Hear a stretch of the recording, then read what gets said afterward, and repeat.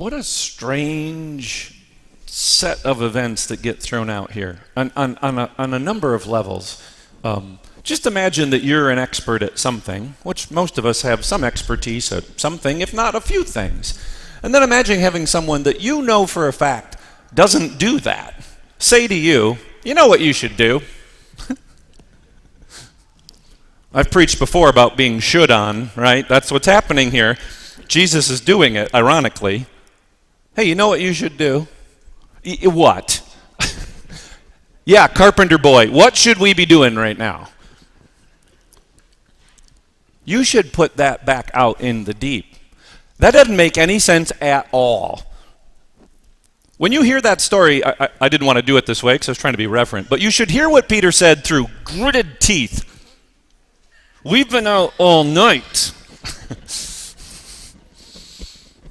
But because you said so, let's just do it. It's not like, hey, cast one more time. This is a net. I don't know if you understand. I didn't until I studied in Israel.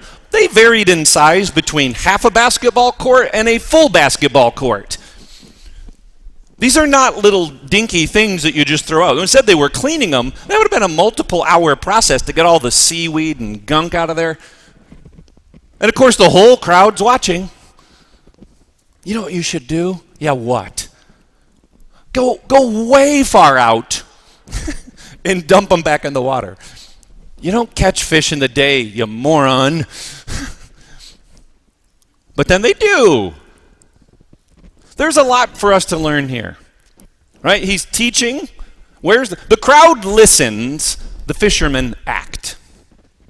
The crowd's on the shore, they're on safe land, and the fishermen, well, they start just a little bit out, and then he says, go way out. Go way out. And he does it. And who is this to?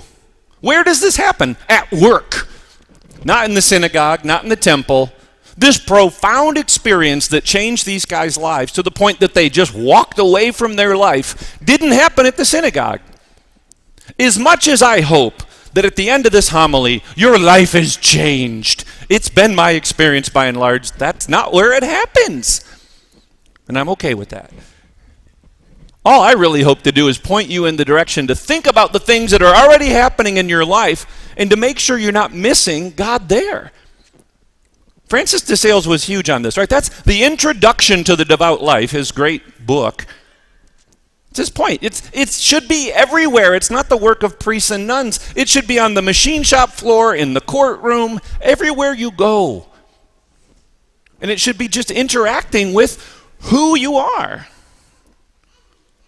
Because when you pull this story apart, that's all it is. It's a tense discussion between an expert and a novice. Let's be polite. And what took place isn't remotely holy. It's just fish. And so many fish that almost, again, don't miss that detail. It almost sunk the boats. And when you're in the deep, I think, again, this is one of these things. If you haven't experienced it, it doesn't scare you. But if you've ever been out where you can't see the shore anymore, and the boat, isn't it? It's kind of like coyotes. When I was a little kid, you watch movies or shows and coyotes, and people get scared. I never understood that. Like, just howling. You're in the house. You're safe. And then I experienced it in Colorado, in a little cottage away from everyone. Ooh, different. When you start realizing, I think that's 1, 2, 300 of them.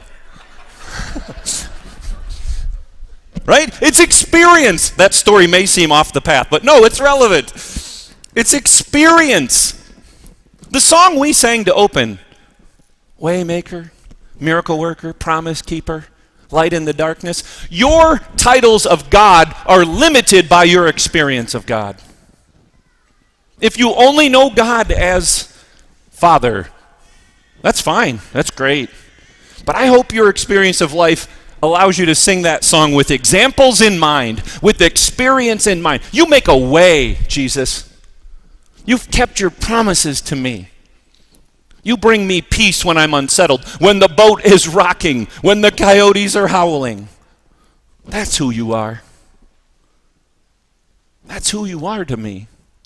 This is an experience of God. that change their lives. Sometimes we take it step at a time. But sometimes in life, the old Prime Minister of England once, David Lloyd George, who was the Prime Minister before Winston Churchill, said, in life you can do things in small incremental steps, but once in a while you need the courage to take a great leap, because you cannot cross a chasm in 2 small jumps. You have to leap. And Peter did it for no good reason. He just trusted. And when you and I, in response to the invitation of Jesus, go out into the deep, whatever that is in our lives, when we go out into the deep, I guarantee you one thing, brothers and sisters, you will not come back the same. And that's a little scary, isn't it? That's a little scary. I kind of like the same right now. Or maybe you don't. Maybe you're ready for it, right? The more you have, the more you have to lose. And so if life isn't working for you on some level, it's easier just to take that giant leap. But either way, that's what's going on here. That's what's going on. The crowd heard the message. Don't forget the crowd. They're the same ones that are, chanting Hosanna on Palm Sunday and crucify him on Good Friday. But it's those who acted, those who weren't afraid to go out into the deep. And not initially in the deep of theology, just in the deep of their everyday experience. And then Peter to have that awareness, like, this was a profound moment. Let me remind you that I'm not worthy to be a part of profound moments. I'm just this sinful fisherman. And we come up right alongside that, don't we? We are all keenly aware of our brokenness. And what we hear in Jesus Christ is no concern for that, just to keep calling us. Come on. Go out to the deep. I don't know. And he's doing it. As I said, when we go out in response to his invitation, we will not come back the same. Think that again. When we go out to the deep in response to his invitation, we will not come back the same. When we go out into the deep of this sacrifice, we will not come back the same. Let us claim that truth as our own. And as we stop and ponder our experiences of God right in our lives, not just here in church, not just with adoration, not just in our sacramentals, all the things that we do, but on our experiences of each other, in the messiness of meeting each other and loving each other and serving each other, near and far, and supporting those who do it. We go out in the deep, and we come back the same. And that's why I said, then the lists of the ways we describe God can feel endless. Yeah, he makes a way. He's kept his promise. He's my light in the darkness. He's the healer of my soul. He is the bread of life that will allow me today to leave here different than I came. That's the invitation he gave to Peter over fish in a boat with a big stinky net.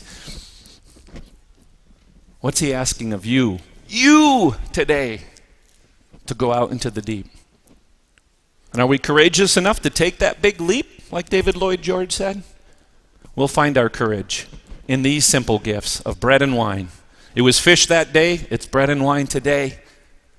But those of us who go out into the deep of this invitation will not come back the same. Prepare yourselves to receive that invitation into your marrow, into your very being. May God be praised.